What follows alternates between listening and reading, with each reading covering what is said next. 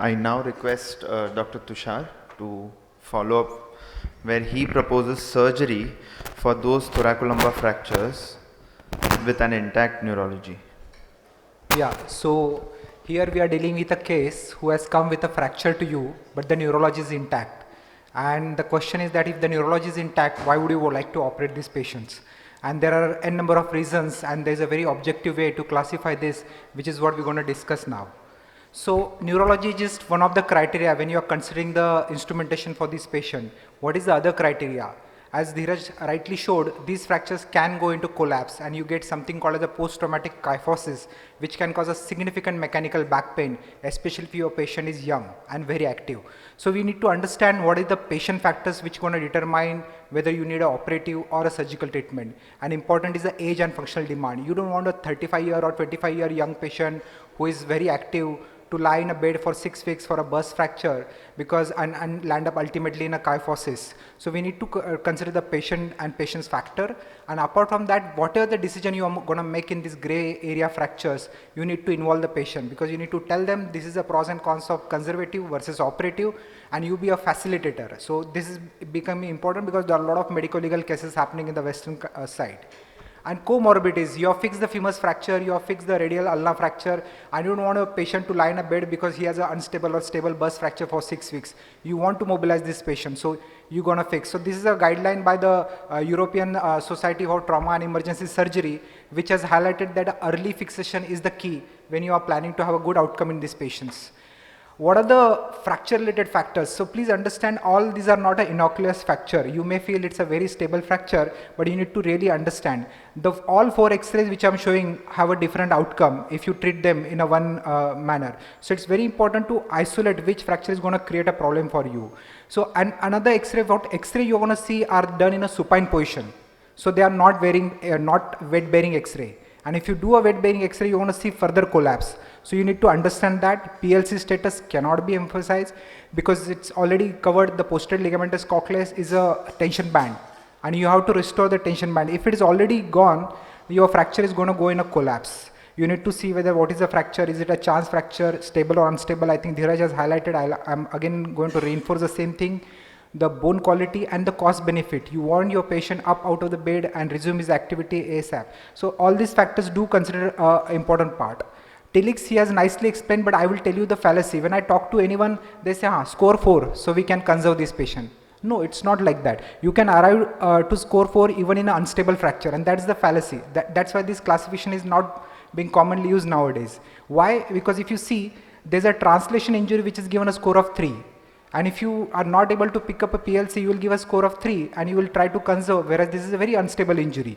You need a MRI. If your patient has already head injury, you cannot evaluate this neurology, which is what Neuro or other things. So it's very important to give a proper importance to the tele score and then come to the conclusion whether you need to conserve or operate this patient. So now in 2013, they came out with this classification, which had also apart from Vieira. So they have classified it very simply. The A are the one which are compression injury, B are the one distraction injury, and C are the translation injury. There's no doubt that the translation injury require fixation, so it is out of box. There's no doubt that B2 and B3 is requires operative fixation, so that is also not out of question. So you are almost 70% fracture which would require this kind of a fixation. Now the question comes whether the A pattern and B1 you can conserve or operate, and it's very important to see other factors which are called morphological modifiers. So you have a fracture which is like a wedge fracture. If it's having a significant collapse or a kyphosis or a pincer fracture or a stable or unstable or fracture, you will need to fix it. And how do we decide that which fracture is not going to need fixation or not? So these are the indications which are being currently given, and if you see, almost all talk about the end plate angle which Dheeraj showed in his slides. So it's very important to give an importance to the amount of collapse that this fracture is going to cause. And again, there is no specific criteria given to say this is a PLC injury, and that's why they come up with a morphological modifier which is given a score. If you're not sure whether there's a PLC injury, not give a score of 1. And that is a very common practical problem. I will show you MRI where you will see there is no PLC injury, but the patient does have a PLC injury on a CT scan. So this is what the end plate collapse.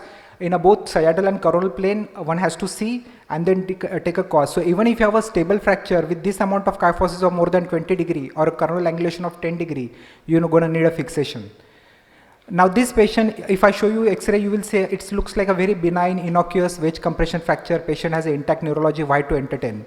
But when you do a MRI and when you do a CT scan, you can see there's a retropulse fragment which is giving already a cord edema and there's a PLC injury.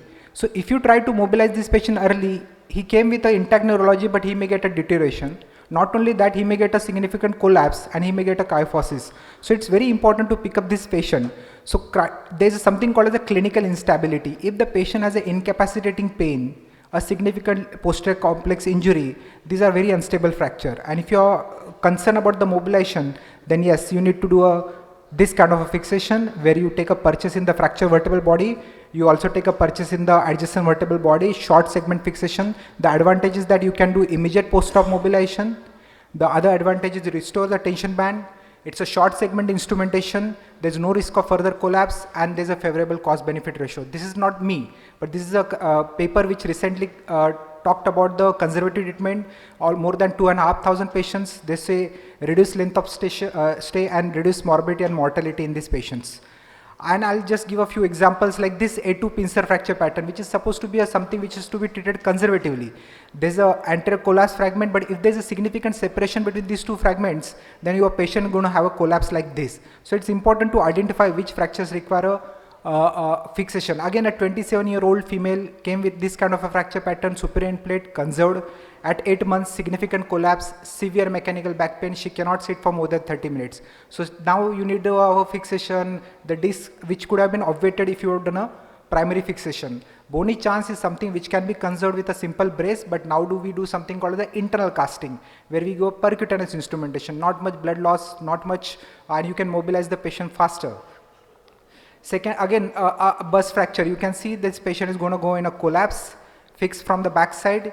You got a restoration of height, a good thoracolumbar kyphosis region, it's reduced to normal. So that is how the operative outcome. And last, the important point is, it's not always the fusion. If you are operating on a fracture vertebra, you don't need to fuse always. You can just place a screw, you can that is called osteosynthesis. You can do it. It will cause a reduced blood loss, it will cause a reduced length of the time of the surgery, and you can have equal, and there is a level 1 evidence for that. Regarding whether you do implant removal and the patient will get back the movement, there's a level B evidence, so it's not yet proven.